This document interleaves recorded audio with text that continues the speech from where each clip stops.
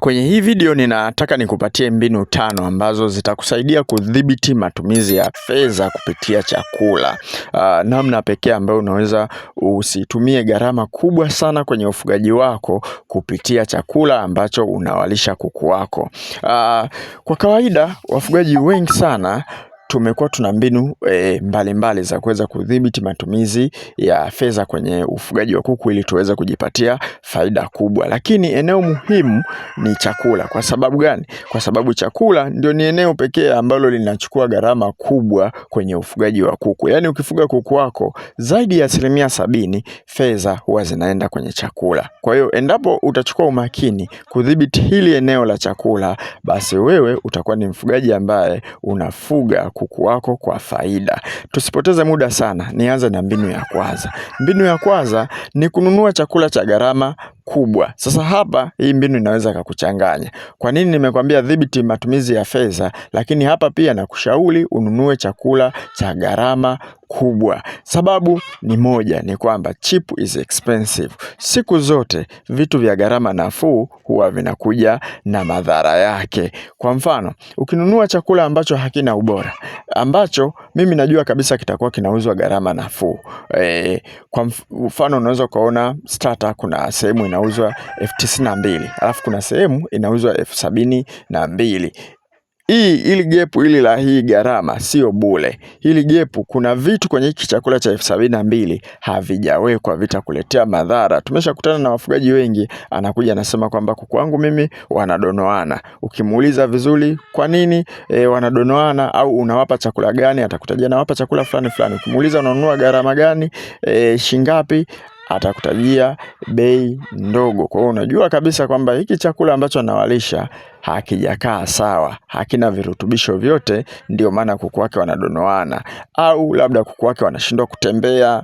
Ni madhara ambayo huwaga yanatokana na kuwapa chakula kuku wako ambacho hakina virutubisho vya kutosha. Hata hizi kanuni ambazo unachanganya chakula, endapo utachukua kanuni ambayo haina vitu vyote, haina virutubisho vyote, ya gharama nafuu, itakuja kukuletea shida. Kwa hiyo kwa ujumla ni kwamba kwa mimi ninavyojua, chakula ambacho kinakuwa kina ubora, kina kila kitu, lazima tu kitauzwa bei kubwa. Ndio maana nakushauri nunua chakula chenye gharama ya juu, kwa sababu najua hivi vyakula vina ubora na havitaweza kukuletea shida ambayo itakufanya wewe tena utoe pesa mfukoni mwako au upoteze pesa. Yaani kwa mfano kuku wanadonoana wanakufa, pale unapoteza pesa na unaweza ukajikuta gharama ambayo umeingia ni kubwa kuliko vile ambavyo ungenunua kile chakula cha gharama kubwa ambacho ulikimbia. Jambo la pili ni kwamba endapo wewe unafuga kuku wa kienyeji, hata wachotara kidogo unawaachia. Unajua kuna mtu mwingine labda anafuga kuku wake 10, anaona kuku hawa kama vile hawana issue yoyote, anawaacha tu wanakuwa wanaokota chakula. Unakosea. Wapatie chakula bora wale kuku, watengenezee chakula. Sisi tunacho kitabu cha ufugaji bora wa kuku wa kienyeji. Kile kitabu kina kanuni nzuri sana ya kuwachanganyia kuku wakubwa wanaotaga kama hawa ambao unawaona hapa. Kuku wako watataga mpaka watakushangaza wewe mwenyewe. Yaani kuku wako wale wachache ambao unawadharau, ambao hawakuingizii kipato chochote kwa sababu unawaachia tu wanatembea wenyewe, wanashindwa kufanya uzalishaji vizuri, ukija kuwatengenezea chakula utashangaa wewe mwenyewe. Unaweza ukaona labda kuku wako hata wakitaga wanakula mayai, sababu ni chakula ambacho unawapatia hakina virutubisho vya kutosha. Kwa hiyo kitu ambacho nakushauri kwenye hii point, chukua kitabu chetu cha ufugaji bora wa kuku wa kienyeji. Sio kwamba ninaweka tangazo kwamba ununue, lakini ninakushauri hivi kwa sababu nimeona kile chakula sisi tukiwapaga kuku wetu wanataga. Yaani kiasi kwamba mpaka nasemaga hivi, kwa nini kama mfugaji hata kama na kuku wake 10 na kuku wake 8 asiwape chakula kama hiki kuku wake wakataga kwa kiasi kikubwa kama ambavyo wanataga sisi kwetu hapa, akafanya uzalishaji, akapata vifaranga, hata mayai akauza, yani akaona ufugaji kwake una manufaa. Ujue ukiwa na kuku 10 ukawa nakutagia vizuri, ukawa unapata pesa vizuri hata kidogo tu kutoka kwenye kuku 10, watakupa alta, yani kama vile watakustoa fulani hivi, kumbe hii ni biashara, naweza nikaongeza kuku wengi nikapata pesa zaidi. Na hivyo baadaye ukakuta umejikita kwenye ufugaji wa kuku, hata kama ulikuwa huna mpango, tayari umeshaanza kufuga kuku wako kibiashara na unapata pesa vizuri kabisa. Kwa hiyo ninakushauri wape chakula, hata kama ni kuku 5 wangapi, watengenezee. Chukua kitabu kwetu sisi cha ufugaji bora wa kuku wa kienyeji, mle ndani kuna kanuni ya kuwatengenezea kuku vifaranga, kuku wanaokua, kuku wanaotaga, watengenezee chakula kutokana na kuku ambao unao. Utaanza kunufaika na hawa kuku wachache, hata kama ni kuku ambao ni wakula, yani sio wa kibiashara, basi utapata mayai mengi zaidi, utapata vifaranga vingi zaidi, utaongeza kuku zaidi, na hivyo utakuwa huoni huruma kabisa kuwachinja wale kuku kwa sababu wanazaliana. Jambo jingine ambalo ninakushauri ili usipoteze pesa nyingi, usiwape kuku wako mabaki, yani usiwape vyakula vya hovyo hovyo. Ujue wengi sana chakula kipolo huko, unapita kwa mama ntilie kule, mifupa, kuku amechinjwa huko sijui na kideli. Yani unachukua yale mabaki unakuja unawatupia kuku wako wanakula chakula ambacho hakina ubora. Wakosti kuku wako, unaweza ukapata mfumuko wa magonjwa, kuku wako wakafa wote, lakini pia magonjwa ya matumbo. Yani kuku ni kama tu sisi binadamu, chakula ambacho wewe huwezi kukila kwa sababu kimechacha, pia na kuku hawezi kukila. Umeokota huko, yani usiokote vyakula ovyo ovyo ukawapa kuku wako. Tafuta chakula ambacho kina ubora, wapatie kuku wako.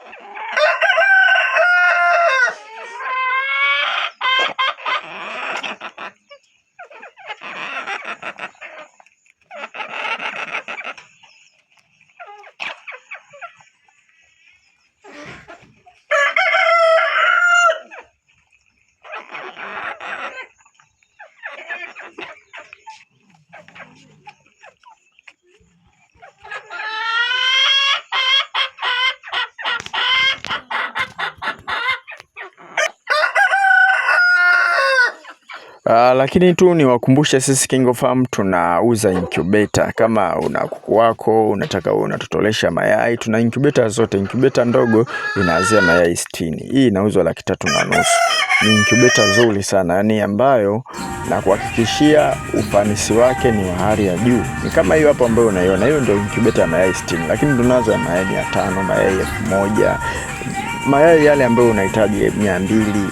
Ni wewe tu tutafute kwenye hiyo namba ya simu, tunakuagizia sehemu yoyote ile ambayo upo hizo incubator, na utapata maelekezo yote jinsi ya kuitumia hiyo incubator. Kumbuka unapoagiza incubator, sisi ofisi yetu ipo Dar es Salaam, ni kwamba utalipia nauli. Kwa hiyo ujiandae kwenye upande wa nauli. Wewe tupigie simu ili tuwasiliane vizuri. Lakini pia tunatoa elimu ya ufugaji. Kama unahitaji ujifunze namna ya kuwafuga kuku, basi tunavyo vitabu hivyo hapo, ni soft copy, tutakurushia kwa njia ya WhatsApp, ambavyo gharama yake ni shilingi 10,000. Ni vitabu vizuri sana, vitakufundisha jinsi ya kutengeneza chakula, lakini pia jinsi ya kuwalea vifaranga, kuwapa chanjo za dukani, chanjo za asili, jinsi ya kuwatibia, kutengeneza tiba kama hicho kitabu cha tiba za asili. Ni 10,000 tu, tunakutumia soft copy kwa njia ya WhatsApp. Lakini pia tuna kundi la WhatsApp ambalo gharama yake ni shilingi 8,000 ada. Hiyo ada ukilipa utakaa kwenye kundi kwa muda wa miezi 2. Humo tunaelekeza jinsi ambavyo sisi tunawafuga kuku kutokea kifaranga mdogo mpaka mkubwa. Lakini pia changamoto, kama una changamoto yoyote unauliza, tunakujibu. Yani kama kuna sehemu yoyote ile unakwama, ukiuliza sisi tunakujibu. Asanteni na karibuni sana KingoFarm. Na hii video sijaimaliza, nimetaja sababu kama 3 hivi, nitaendelea kwenye video nyingine.